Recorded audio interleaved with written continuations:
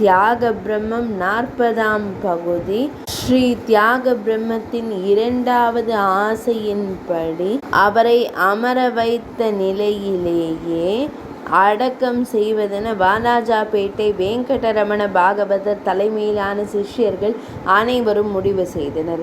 அதன்படி 6 அடி ஆழத்திற்கு ஒரு பள்ளம் செய்து அதில் உப்பு, தர்பை, கற்பூரம் மற்றும் மலர்களை பரப்பி சுவாமிகளை அதன் மீது பத்மாசன நிலையில் அமரச் செய்து வைதீக காரியங்கள் தொடங்கப்பட்டன.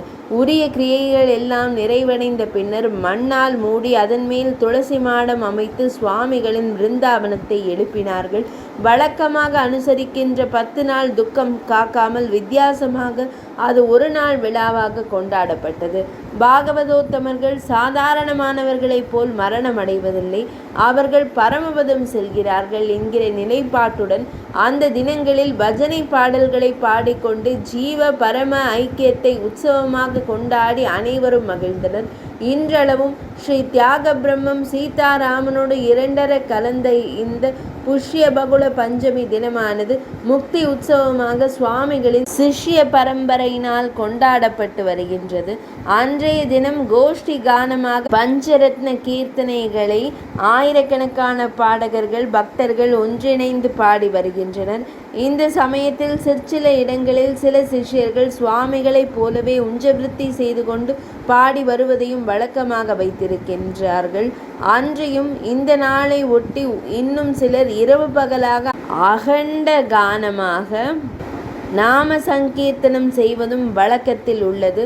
தமது கடைசி விருப்பமாக ஸ்ரீ தியாக பிரம்மம் தனது சிஷ்யர்களிடம், என் கீர்த்தனைகளை பணத்திற்கு பரிமாற்றம் செய்யாதீர்கள், அதை பக்தி ரசத்தோடு எல்லோரோடும் இணைந்து கலந்து பரிமாறி என் சீதாராமனின் வைபவத்தை அனைவரும் அறியும்படி செய்யுங்கள் என்று கூறியிருந்தார். அந்த வார்த்தையை சிரமேற்கொண்டு வாலாஜாபேட்டை வெங்கடரமண பாகவதர், உமையாள்புரம் கிருஷ்ண பாகவதர் மற்றும் சுந்தர பாகவதர் சுவாமிகளின் கீர்த்தனைகளை தொகுக்க ஆரம்பித்து அவற்றை ஓலை சுவடுகளில் பத்திரப்படுத்தினர். ஆனால் சுவாமிகள் இயற்றி அருளிய 24,000 கீர்த்தனைகளில் தற்சமயம் 700-800 கீர்த்தனைகளை காண கிடைக்கின்றன. மீதி கீர்த்தனைகள் எல்லாம் முறையாக பாதுகாக்கப்படாமல் கால வெள்ளத்தில் மறைந்து விட்டதாக தெரிய வருகிறது. இந்த 700-800 கீர்த்தனைகளிலும் ஸ்வரம், வர்ணம், மெட்டு ஆகிய குறிப்புகளுடன் இருப்பது வெறும் 400 கீர்த்தனைகளே என்றும், இந்த 400 கீர்த்தனைகளிலும் 200-250 கீர்த்தனைகளே இன்று மேடைகளில் பாடப்பட்டு வருவதாகவும் தகவல்கள் தெரிவிக்கின்றன.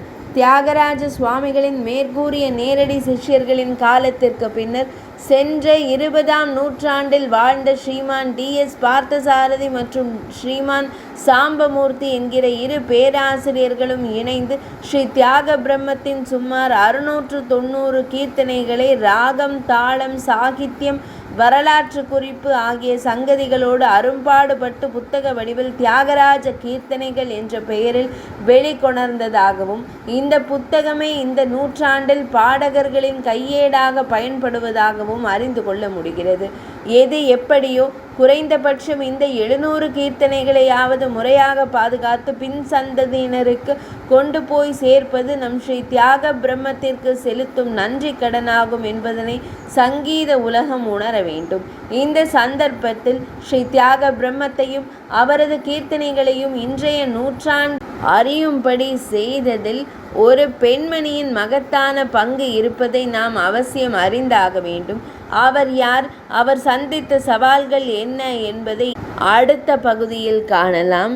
40ஆம் பகுதி இனிதே நிறைவடைந்தது.